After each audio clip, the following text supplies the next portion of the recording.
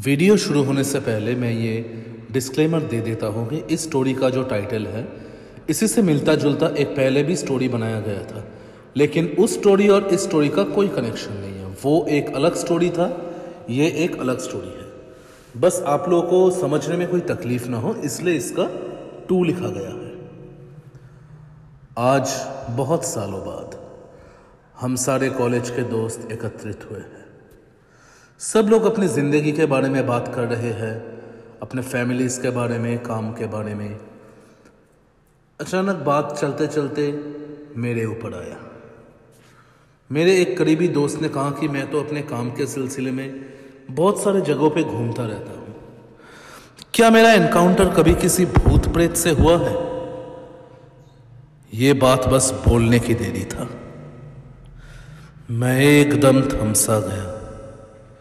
सब लोग मेरी तरफ ही देखने लगे कि आखिर हुआ क्या। मैं एकदम खामोश हो चुका था। थोड़ा सांस लेकर बोलने लगा कि बचपन से मैं भी भूत प्रेत इन सब चीजों पे कोई बिलीव नहीं करता था, लेकिन आज से 15 साल पहले मेरे साथ जो हुआ था उसके बाद मैं ये मान चुका हूं कि जैसे इंसानों की एक दुनिया होती है तो उन लोगों का भी कोई ना कोई दुनिया जरूर होता है। ये आज से 15 साल पहले की बात है, जब मेरी पोस्टिंग उदयगढ़ नाम के एक छोटे से गांव में हुआ था। लेकिन आज भी अगर वो हादसा मैं याद करता हूं तो मेरे रोंगटे खड़े हो जाते हैं। उदयगढ़ पहुंचते पहुंचते मुझे रात के 10 बज चुके हैं। मेरे ऑफिस के ही एक पियोन मुझे लेने के लिए आया था। गांव का रास्ता पूरा अंधेरा था, शहर से एकदम अलग था। ऐसे ही चलते चलते जंगल के रास्ते हम लोग जा रहे थे। मैंने गांव के बारे में थोड़ा बहुत पूछा उनसे। उस पियोन ने कहा कि वैसे उनका गांव तो खुशहाल ही है, लेकिन क्योंकि मैं एक शहरी इंसान हूं तो मुझे रात के वक्त ज्यादा बाहर निकलना नहीं चाहिए। चलो ये सही बात है, अब गांव वालों का बात तो सुनना पड़ेगा क्योंकि मैं नया हूं यहां पे। ऐसे ही मुझे मेरे क्वार्टर तक छोड़कर वो चला गया। फ्रेश होकर खाना खाकर मैं भी सोने की तैयारी कर ही रहा था। रात के कितने बजे मेरा नींद खुल गया मुझे पता नहीं, लेकिन सच मानो मुझे एक अजीब सा एहसास हो रहा था। और ये एहसास कोई नॉर्मल एहसास नहीं है। मानो मेरे क्वार्टर के आसपास कोई चल रहा हो। सोचा क्यों ना एक बार आवाज दे दूं, लेकिन क्या पता मैं यहां पे नया हूं, अगर मुझ पे ही कुछ हो गया तो। इसलिए सोचकर मैं दरवाजे की तरफ नहीं गया। खिड़की दरवाजे सब मैंने बंद करके रखे थे। अगले दिन सुबह उठकर यह हादसा मैंने उस पियोन को बताया। उन्होंने कहा कि कोई शायद जंगली जानवर होगा। यहां पे पास ही में जंगल है तो जंगली जानवर कभी कभी गांव में आ जाते हैं। इसे सोचकर मैं इस चीज को भूल गया, लेकिन मैं ये नहीं जानता था कि कितना बड़ा खौफ मेरे लिए इंतजार कर रहा है। उस गांव के ऑफिस के एक क्लर्क से मेरा अच्छा दोस्ती हुआ। उसका नाम प्रीतम था। प्रीतम मेरे काम में बहुत ही मदद करता था और देखते ही देखते हम दोनों में एक अच्छी बॉन्डिंग हो गई। ऐसे ही काम चलता जा रहा था। एक दिन प्रीतम ने मुझे प्रपोजल दिया कि सुबह यहां से थोड़ी ही दूर में एक नदी है, वहां पे मछली पकड़ने में बहुत मजा आता है, क्या मैं उसके साथ मछली पकड़ने जाऊंगा? वैसे बचपन में मछली पकड़ना मुझे भी अच्छा लगता था। सोचा क्यों ना चलो पुरानी यादों को ही ताजा कर लिया जाए। यही सोचकर मैंने उस पर हाँ बोल दिया। ऐसे ही बातें करके मैं अपने क्वार्टर की तरफ जा रहा था। चलते चलते मैंने देखा कि मेरे ही रास्ते में दूर से कोई आ रहा है। यह एक साधु बाबा था, मुंह पूरा दाढ़ी से भरा हुआ, ऑरेंज कलर का धोती। मुझे अपनी तरफ बुलाया। बेटा। प्रणाम साधु महाराज। मैं यहाँ पे मैं सब जानता हूं, मैं सब जानता हूं। तुम यहाँ पे नए हो। एक चीज के बारे में आगाह करने के लिए मैं यहाँ पे आया हूं। एक चीज के बारे में? क्या? देखो, मैं अपनी दिव्य दृष्टि से देख सकता हूं कि तुम्हारे जान को खतरा है। कुछ भी हो, कल सुबह के 8 बजे से पहले तुम अपने घर से बाहर मत निकलना। क्यों? ऐसा क्या होगा? ज्यादा सवाल मत पूछो। जितना तुमसे कहा गया है उतना करो। मेरी गणना कभी गलत नहीं होता। तुम कुछ भी हो, सुबह 8 बजे से पूर्व तुम अपने घर से बाहर नहीं निकलोगे। यदि तुम निकले, तुम्हारे प्राण को बहुत बड़ा संकट है। मैं ये तुम्हें बोल दे रहा हूं।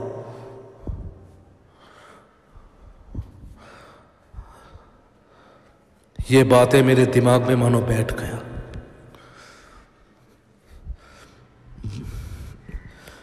अब क्या किया जाए?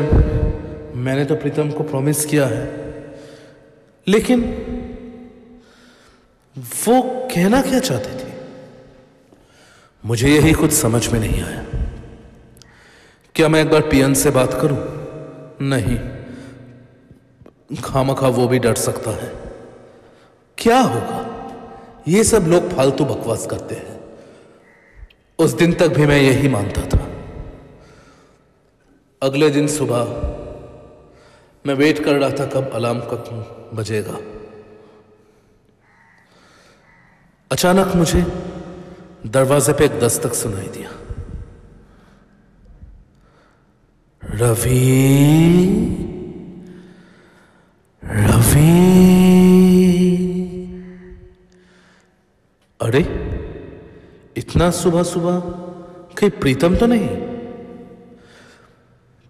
प्रीतम, क्या ये तुम हो? मछली पकड़ने जाना है ना? नहीं जाओगे मछली पकड़ने? हाँ, लेकिन तभी मुझे उस साधु का वो बात भी याद आया। लेकिन क्या होगा? सुबह के वक्त तो जंगली जानवर इधर आएंगे नहीं। कुछ होगा नहीं, ऐसे ही सोचकर मैंने धीरे धीरे दरवाजा खोला। तब सुबह के 5 बजे हुए हैं। प्रीतम, तुम इतना जल्दी आ गए? हमारा तो 6 या 7 बजे तक जाने का बात था ना? मैंने सुना है जल्दी जाएंगे तो बहुत सारी मछलियां मिलेगा।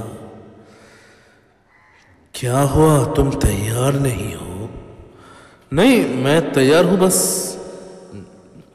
लेकिन आज मैंने प्रीतम को हमेशा की तरह नहीं देखा। उसका सिर नीचे हुआ था, उसके बाल थोड़े उसके चेहरे की तरफ आ चुके थे। एक बार पूछ ही लिया, प्रीतम, क्या तुम्हारा तबीयत से ठीक है? तबीयत एकदम ठीक है मेरा। तुम चलो, कहीं देर ना हो जाए। ऐसे ही मैं अपनी मछलियों का कांटा लेकर प्रीतम के साथ चलता गया। चलते चलते मैं उस नदी के किनारे पहुंचा। सुबह का थोड़ा थोड़ा रोशनी हर जगह पे पड़ रहा था। थोड़ा थोड़ा ठंड और डर थोड़ा लग रहा था। पता नहीं क्या होगा। उस नदी के किनारे एक बोट बांधा हुआ था। प्रीतम ने उस बोट को खोला। हम लोग बोट पे चढ़े और चढ़ते चढ़ते नदी के अंदर चलते गए। चलो शुरू करते हैं। हाँ बिल्कुल, ऐसे मौसम में मछली पकड़ने में भी थोड़ा अच्छा लगेगा। मैं मछली पकड़ने का कोशिश करने लगा। धीरे धीरे देखते थे कुछ कुछ मछलियां हाथ आने लगे, लेकिन अचानक मुझे एक अजीब सा आवाज सुनाई दिया।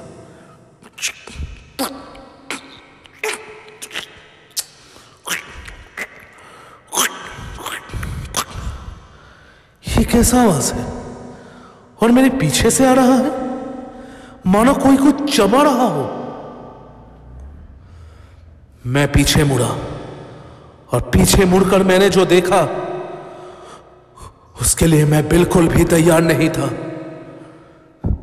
मेरे रोंगटे खड़े हो गए, मेरे आंख मानो फटी के फटी रह गए। मैंने देखा कि मेरे पकड़े हुए मछलियों को और अपने पकड़े हुए मछलियों को प्रीतम एकदम कच्चा चबा रहा था। प्रीतम, प्रीतम, ये क्या है? मेरे सामने जो खड़ा था, इतना तो मैं समझ गया हूं कि वो प्रीतम नहीं, वो कुछ और है। मैंने देखा कि उसके बाल उसके चेहरे से अब हट गए, उसके आंखें पूरे रक्त लाल था, उसके बड़े बड़े दांत, उसके बाल एकदम हवा में बिखरने लगे थे, उसके बड़े बड़े नाखून, उसका मुंह पूरा मानो मौत का चेहरा था। अब ये बोट हमारे कंट्रोल में नहीं था। ये बोट धीरे धीरे पानी के और गहराई में चलता गया। रोको, रोको इसे। वो हैवान मेरे सामने ही खड़ा हुआ था, मछलियां चबाए जा रहा था। उसके बड़े बड़े नाखून मेरे तरफ आ रहे थे, मेरा गला पकड़ने वाले थे। मैं क्या करूं, मुझे कुछ समझ में नहीं आ रहा है। मैं क्या करूं? ये क्या है? क्या प्रीतम एक हैवान है? तभी दूर से मुझे एक छोटी सी हल्की सी रोशनी दिखाई दी और देखते ही देखते मैंने देखा कि 5-6 बोट मेरे तरफ आ रहे हैं। उस सब बोट में मशाल लगे हुए थे और वो साधु बाबा भी एक बोट में था। रुक जा दोस्त, रुक जा। मैंने एक बोट में प्रीतम को भी देखा। अगर वो प्रीतम है तो ये कौन है?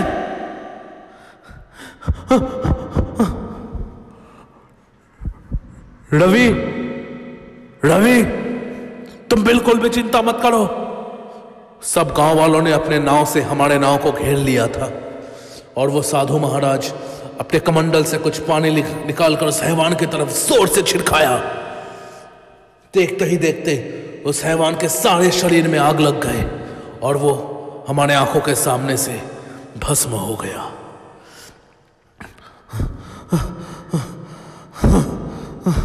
मैं तब भी हाँप रहा था। ये क्या था? ये क्या हुआ? मैंने कल तुम्हें मना किया था ना कि सुबह 8 बजे से पहले तुम अपने घर से बाहर मत निकलना। लेकिन ये था क्या? ये निशी था। निशी? निशी क्या चीज है? निशी एक बहुत ही खतरनाक हैवान का नाम है। वो एक बहुत ही खतरनाक प्रेतात्मा है। निशी सुबह के वक्त उसके शिकार का नाम लेकर पुकारती है और उसके किसी पहचान वाले का रूप लेकर उसके सामने आती है। अगर 3 बार बुलाने के वक्त किसी ने निशी के बुलाने का जवाब दिया तो निशी उसे मौत के घाट उतार देती है। आज ही सुबह वो प्रीतम का भेष लेकर तुम्हें बुलाने आया था ताकि वो तुम्हें मार सके। निशी को रात की रानी कहा जाता है। ये एक बहुत ही खतरनाक चुड़ैल होते हैं। सब लोगों ने मुझे अपने बोट में बिठाया। प्रीतम भी मेरे पास खड़ा हुआ था। आखिरकार हम लोग गांव पहुंचे। उस हादसे के बाद मैं प्रीतम के साथ उसी के क्वार्टर में रहने लगा और कुछ महीनों के बाद मैंने अपना तबादला करवा लिया। मैंने सुना कि प्रीतम मेरे जाने के बाद भी कुछ महीने उस गांव में रहा था और उसके बाद वो भी किसी और शहर में चला गया। इस हादसे को हुए 15 साल बीत चुके हैं, लेकिन आज भी रात को अगर मैं किसी की आहट सुनता हूं या दरवाजे पे कोई भी स्ट्रेंज दस्तक आता है तो वो खतरनाक मंजर मुझे याद आ जाता है। वो भयानक मौत का चेहरा मैं कभी भुला नहीं पाऊंगा। मेरे सभी दोस्त हक्का बक्का रह गए। किसने कभी सोचा नहीं था कि मैंने इस तरीके का कोई चीज भी मैं फेस किया हूं। मेरे एक दोस्त ने पूछा कि निशी के हाथ से अगर बचना हो तो क्या किया जाए। उस साधु महाराज ने मुझे इसका उपाय भी बताया था। निशी तुम्हारा नाम लेकर 3 बार पुकारती है। अगर उस 30 बार के बाद भी तुमने उसके बातों का कोई जवाब नहीं दिया तो वो निशी तुम्हारे घर को छोड़कर चली जाती है। परंतु अगर तुमने उसके बुलाने का उत्तर दिया तो वो जरूर तुम्हें मौत के घाट उतार देगी।